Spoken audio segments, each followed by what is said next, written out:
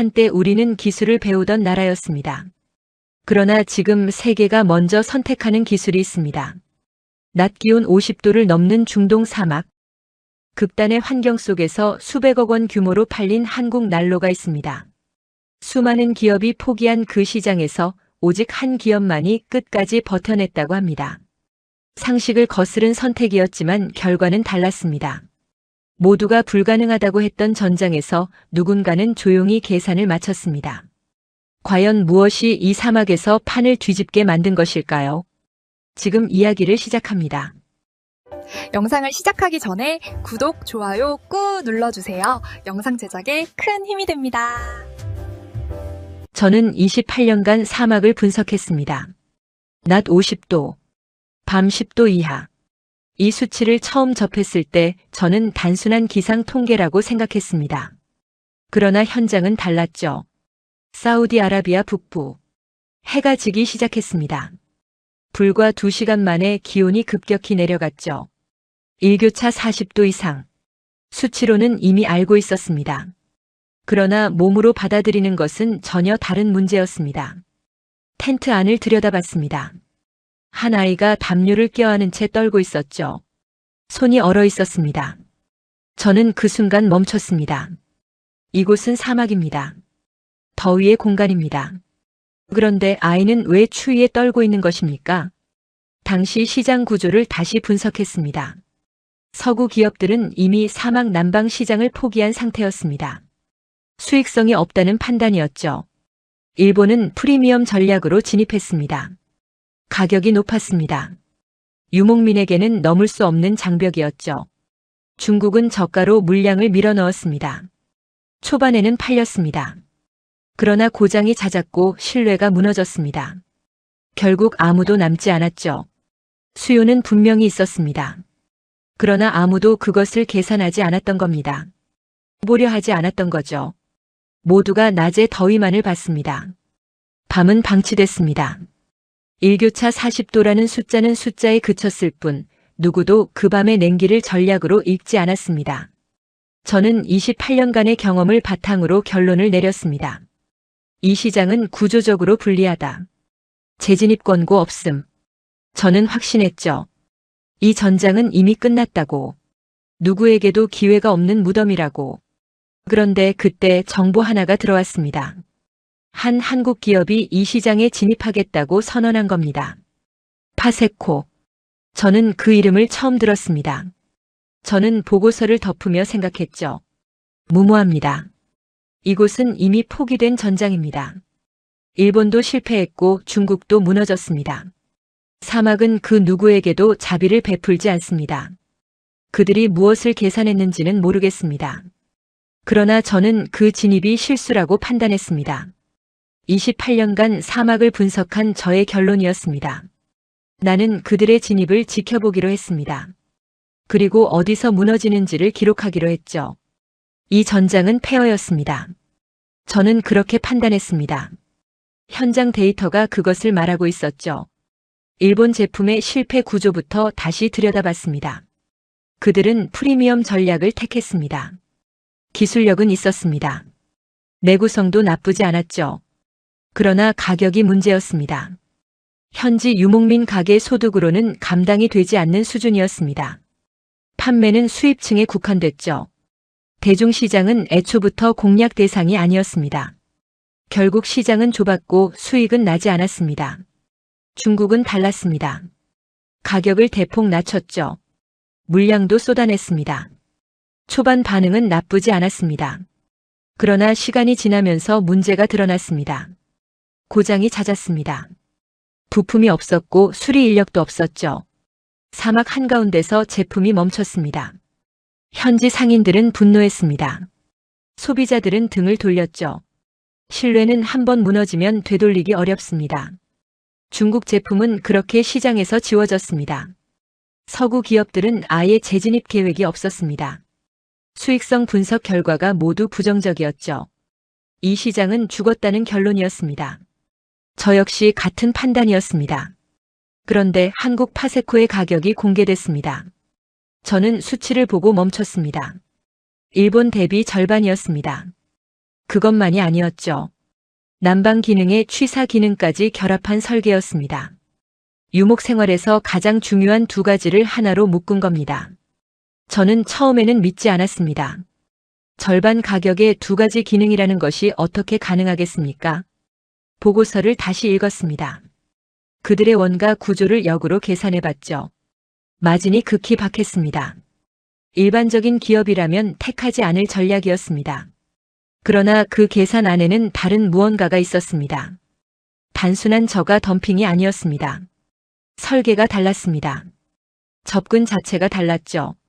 저는 내부 토론에서 말했습니다. 이 진입은 자살이다. 그러나 동시에 한 가지 생각이 머릿속을 떠나지 않았습니다. 만약 이것이 계산이라면, 무모함이 아니라 전략이라면, 저는 보고서를 다시 펼쳤습니다. 한국은 단순히 싸게 파는 것이 아니었습니다. 그 안에 구조가 있었습니다. 저는 그 구조를 아직 읽지 못하고 있었죠. 구조가 다릅니다. 저는 그 말을 몇 번이고 되뇌었습니다. 단순한 가격 경쟁이 아니라는 것. 그것이 핵심이었죠. 난방과 취사를 하나의 제품에 결합한 설계. 처음에는 단순한 원가 절감 전략이라고 생각했습니다. 하나의 제품으로 두 가지 기능을 구현하면 제조 단가가 낮아지죠. 그러나 그것만이 아니었습니다. 유목 생활에서 연료는 생명입니다. 난로 따로 취사용 불 따로 쓰는 것은 연료 낭비입니다.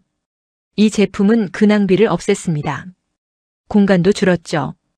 유목 텐트 안에서 공간은 곧 생존 능력입니다. 저는 사막 환경 적응 설계를 분석하기 시작했습니다. 모래. 사막에서 모든 기계의 적은 모래입니다. 미세한 모래 입자가 내부로 침투하면 어떤 정밀 기기도 버티지 못하죠. 그런데 이 제품의 구조는 달랐습니다. 연소부와 작동부의 밀폐 방식이 기존 제품과 달리 설계돼 있었습니다. 진동에 대한 대응도 있었죠. 낙타와 차량으로 이동하는 유목민의 생활 방식을 그대로 반영한 겁니다. 현장 테스트 보고서를 입수했습니다. 모래 폭풍 속 실험 데이터였습니다. 바람이 강하게 불었습니다. 모래가 몰아쳤죠. 불꽃이 흔들렸습니다. 저는 꺼질 것이라 생각했습니다. 그러나 불꽃은 살아있었습니다. 꺼지지 않았습니다. 저는 데이터를 2번 확인했습니다. 3번 확인했습니다. 수치는 바뀌지 않았죠. 그리고 첫 대량 주문이 발생했습니다. 유목민 상단이었습니다. 단체 계약이었죠. 이어서 재주문이 들어왔습니다. 단순 구매가 아니라 반복 구매였습니다. 이 시장에서 재주문이 발생한다는 것, 그것은 신뢰의 시작을 의미합니다. 저는 경쟁사의 반응을 살폈습니다. 일본과 중국 측 유통 관계자들이 움직이기 시작했습니다. 긴장의 신호였습니다. 그들도 느끼고 있었던 거죠. 이건 단순한 침입자가 아니라는 것을. 저는 처음으로 생각을 바꿨습니다. 그들은 더위를 본 것이 아닙니다. 밤을 계산했습니다. 연료를 계산했습니다. 모래를 계산했습니다. 유목민의 삶 자체를 계산했습니다. 한국은 사막을 이해하고 있었습니다. 저보다 더 정밀하게. 전투는 이제 시작이었습니다. 전장은 다시 불붙었습니다. 그들은 쉽게 물러나지 않았습니다. 일본이 먼저 움직였습니다. 가격을 낮추기 시작했죠. 기존 대비 20에서 30% 인하였습니다. 프리미엄 이미지를 유지하면서 동시에 가격 경쟁력을 확보하겠다는 전략이었습니다. 그리고 메시지를 시장에 퍼뜨렸죠. 한국은 일시적이다. 곧 사라질 것이다. 저가 제품은 오래가지 못한다. 그들은 이 메시지를 유통망을 통해 조직적으로 유포했습니다. 중국은 더 직접적이었습니다. 초저가 물량을 다시 쏟아냈습니다. 단기 이익을 포기한 전략이었죠. 버티는 자가 이긴다는 계산이었습니다. 그리고 유통망에 압력을 가하기 시작했습니다. 한국 제품을 취급하는 상인에게는 자신들의 공급을 줄이겠다는 신호를 보냈습니다. 계약 지연, 납품 축소, 보이지 않는 압박이 시작됐죠. 루머도 퍼졌습니다. 내구성이 1년을 못 간다. 사후 관리는 보여주기에 불과하다. 사막 환경에서는 결국 버티지 못할 것이다. 이 말들이 현지 시장 곳곳에 퍼져나갔습니다. 처음에는 무시할 수 있는 수준이었죠. 그러나 시간이 지나면서 상인들이 흔들리기 시작했습니다. 신뢰는 쌓는데 오래 걸리지만 흔드는 데는 얼마 걸리지 않습니다. 그리고 최악의 소식이 들어왔습니다. 초기 모델 일부에서 문제가 발생한 겁니다. 컨테이너 단위의 반품 사태였습니다. 저는 그 수치를 보며 멈췄습니다. 이 정도 규모의 반품이라면 시장에서의 신뢰 타격은 회복 불가능한 수준이 될 수 있습니다. 루머와 실제 문제가 겹쳤습니다. 최악의 조합이었죠. 저는 계산했습니다. 냉정하게. 28년간 이런 구조는 봐왔습니다. 외부 압박과 내부 결함이 동시에 발생하면 신생 진입자는 대부분 이 순간에 무너졌습니다. 시장에는 자비가 없습니다. 누가 먼저 버티지 못하는가의 싸움입니다. 만약 이 순간 한국이 버티지 못하면 사막에서의 퇴출은 확정입니다. 저는 처음으로 한국의 패배 가능성을 계산했습니다. 수치는 불리했습니다. 상황은 위태로웠죠. 그러나 동시에 한 가지를 궁금해하기 시작했습니다. 그들은 지금 무엇을 하고 있는 것입니까? 기술자들이 사막으로 향했습니다. 저는 그 보고를 받고 잠시 멈췄습니다. 반품 사태가 터진 직후였습니다. 통상적인 기업이라면 손실을 계산하고 철수 타이밍을 재겠죠. 그러나 그들은 사람을 보냈습니다. 긴급 대응팀이었습니다. 현지 상주 인력이 배치됐고 사막 현장으로 직접 들어갔습니다.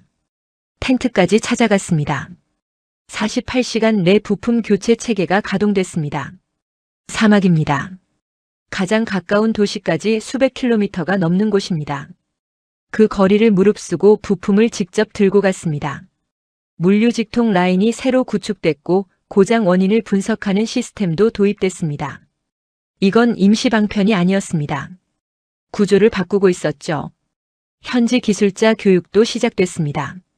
사막 환경에 특화된 정비 방법을 가르쳤습니다. 부품을 표준화했습니다. 어디서든 같은 부품으로 수리할 수 있도록 설계한 겁니다. 비용이 폭증했습니다. 이 모든 것이 단기적으로는 적자입니다. 수익성이 무너지는 구조였죠. 그러나 그들은 멈추지 않았습니다. 저는 모래 폭풍이 몰아치던 날의 현장 보고서를 읽었습니다. 기술자 2명이 텐트 가족의 고장난 제품을 수리하러 갔습니다. 바람이 강했습니다. 모래가 얼굴을 덮었습니다. 그럼에도 그들은 약속한 시간 안에 수리를 완료했습니다. 고객은 이 장면을 보고 주변에 이야기했죠. 고장이 나도 파세코는 온다. 이 말이 유목민 사이에 퍼지기 시작했습니다. 재구매가 늘기 시작했습니다. 처음에는 소수였습니다. 그러나 점점 확산됐죠. 유목민 집단 단위로 재계약이 이루어졌습니다. 현지 상인들의 태도가 바뀌기 시작했습니다. 루머는 힘을 잃었고 신뢰가 그 자리를 채웠습니다. 저는 계산기를 내려놓았습니다. 이건 단순한 판매 전략이 아니었습니다. 비용을 택하지 않고 신뢰를 택했습니다. 단기 수익을 버리고 장기 시장을 설계하고 있었죠. 이건 우연이 아닙니다. 구조입니다. 시장 분위기가 바뀌고 있었습니다. 그러나 전쟁은 아직 끝나지 않았습니다. 마진이 무너지고 있었습니다. 저는 수치를 보면서 묵직한 무게를 느꼈습니다. 국제 유가가 상승했습니다. 연료 가격이 올랐죠. 소비자 부담이 커졌습니다. 물류비도 폭등했습니다. 사막 지역 물류는 평소에도 비쌉니다. 유가가 오르면 그 부담은 기하급수적으로 커지죠. 수익성이 급격히 악화되고 있었습니다. 거기에 혹서기가 겹쳤습니다. 여름입니다. 사막의 여름. 낮 기온이 50도를 넘습니다. 이 계절에 난방 제품을 사는 사람은 없습니다. 판매가 급감했습니다. 재고가 쌓이기 시작했죠. 창고 보관 비용도 올라갔습니다. 사면에서 압박이 오고 있었습니다. 본사에서 목소리가 나왔습니다. 철수를 검토해야 한다는 것이었죠. 수익성이 낮다. 이 시장에서 버텨야 할 전략적 이유가 있는가? 손실을 최소화해야 한다. 논리적으로 틀린 말이 아니었습니다. 숫자만 보면 철수가 맞는 판단이었죠. 저는 보고서를 펼쳤습니다. 냉정하게 분석했습니다. 현재 상황은 위험합니다. 유가 상승은 단기 요인일 수 있지만 혹서기 판매 감소는 구조적 계절성입니다. 매년 반복되는 문제죠. 이 사업은 겨울 중심 수익 구조입니다. 여름에 버티는 체력이 있는가? 그것이 핵심이었습니다. 저는 과거 데이터를 찾았습니다. 이 시장에서 살아남은 기업들의 패턴을 분석했죠. 겨울을 버텨낸 기업들은 여름을 이겨냈습니다. 여름에 포기한 기업들은 다시 돌아오지 못했습니다. 사막은 기업을 시험합니다. 이곳에서 버티는 자만이 남습니다. 그런데 숫자가 움직이기 시작했습니다. 다음 분기 예상 판매 수치였습니다. 미세한 반등 조짐이 보였죠. 여름이 끝나가고 있었습니다. 기온이 다시 내려가기 시작하면 수요는 돌아옵니다. 유목민들은 기억하고 있습니다. 고장났을 때 달려온 기술자들을, 모래 폭풍 속에서도 약속을 지킨 그 장면을. 저는 보고서를 덮지 못했습니다. 다음 분기 실적 발표가 있습니다. 그 숫자가 이 전쟁의 결말을 말해줄 것입니다. 철수인가? 아니면 완전한 점령인가? 전투는 숫자로 결정됩니다. 회의실은 침묵이었습니다. 숫자가 화면에 떴습니다. 저는 멈췄습니다. 70%. 중동 아프리카 남방 시장 점유율이었습니다. 저는 그 수치를 3번 확인했습니다. 2번은 화면을 받고 1번은 보고서 원문을 직접 확인했습니다. 수치는 바뀌지 않았습니다. 70%. 이것은 침투가 아니었습니다. 점령이었습니다. 판매량이 급반등했습니다. 재구매율이 상승했습니다. 신규 고객보다 재구매 고객이 더 많은 구조였죠. 유목민 시장에서 재구매가 발생한다는 것. 그것이 무엇을 의미하는지 저는 압니다. 이미 삶의 일부가 된 겁니다. 경쟁사 데이터를 확인했습니다. 일본은 판매가 급감했습니다. 프리미엄 전략이 완전히 무너졌습니다. 가격을 낮춰도 이미 신뢰를 가져간 브랜드를 쫓아갈 수 없었죠. 중국은 더 심각했습니다. 신뢰 회복에 실패했고 시장에서 사실상 철수 수순이었습니다. 그들이 뿌린 루머는 결국 자신들을 향했습니다. 정부 납품 계약이 체결됐습니다. 대규모 공공 조달이었죠. 민간 시장을 넘어 공공 부문까지 진입한 겁니다.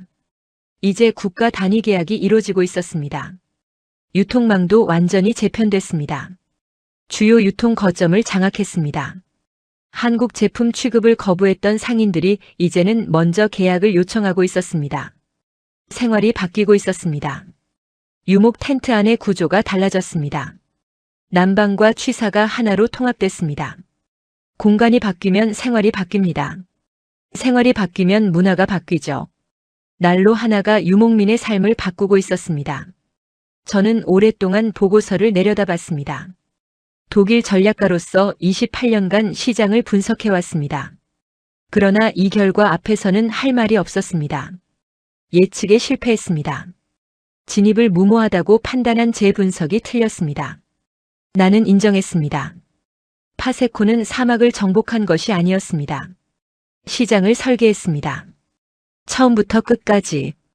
밤의 냉기에서 시작해 유목민의 신뢰까지. 모든 것이 계산된 전략이었습니다. 이건 우연이 아닙니다. 설계된 승리입니다. 나는 그것으로 끝난 줄 알았습니다. 사막 남방 시장의 점령. 그것이 이 이야기의 마지막이라고 생각했죠. 그러나 저는 틀렸습니다. 세계 곳곳에서 도시화가 빠르게 진행되고 있었습니다. 소형 주거 공간이 늘어났습니다. 도심 속 작은 방들, 구형 건물들, 실외기를 설치할 수 없는 구조의 주거지가 급증하고 있었죠. 냉방 사각지대가 생겼습니다. 여름을 버텨야 하는 사람들이 있는데 기존 에어컨을 설치할 공간이 없는 겁니다. 유지비도 부담이었습니다. 정식 설치 비용, 전기료 관리 비용 모두 높았죠. 저는 이 틈을 분석하기 시작했습니다. 냉방 사각지대. 누군가 이 시장을 공략한다면 상당한 규모가 될 것이라고 계산했습니다. 그리고 문득 떠올랐습니다. 이 구조 어디서 본 적이 있습니다. 아무도 보지 않은 시장. 아무도 계산하지 않은 수요. 이것은 사막의 밤과 같은 구조였습니다. 창문형 에어컨이었습니다. 실외기가 필요 없습니다. 창문에 끼워 설치하는 방식이죠. 설치가 간단합니다. 유지비가 낮습니다. 소형 주거 공간에 최적화된 구조입니다. 그리고 그 시장에 이미 한국이 들어와 있었습니다. 저는 보고서를 다시 확인했습니다. 진입 시점을 살펴봤죠. 그들은 사막에서 쌓은 유통망을 그대로 활용하고 있었습니다. 사후 관리 체계도 동일하게 적용했습니다. 이미 신뢰를 얻은 시장에서 출발했습니다. 저는 그 순간 깨달았습니다. 그들은 난로를 판 것이 아니었습니다. 시장을 읽는 능력을 훈련하고 있었습니다. 사막에서의 경험이 전략 자산이 된 겁니다. 틈을 찾고 계산하고 진입하고 신뢰를 쌓고 확장한다. 이 구조가 반복되고 있었습니다. 나는 28년간 사막을 분석해왔습니다. 낮의 열기와 밤의 냉기를 수치로 계산해왔습니다. 그러나 나는 한 가지를 놓쳤습니다. 사막은 기온이 아니라 전략의 공간이라는 사실을. 한국은 더위를 본 것이 아닙니다. 그들은 밤을 계산했습니다. 아무도 보지 않은 틈을 전장으로 만들었습니다. 그리고 그 전장에서 이긴 뒤 다음 전장을 설계했습니다. 이 나라는 틈을 두려워하지 않습니다. 불가능은 계산의 대상일 뿐입니다. 나는 이제 인정합니다. 이건 우연이 아닙니다. 파세코에 설계된 승리입니다.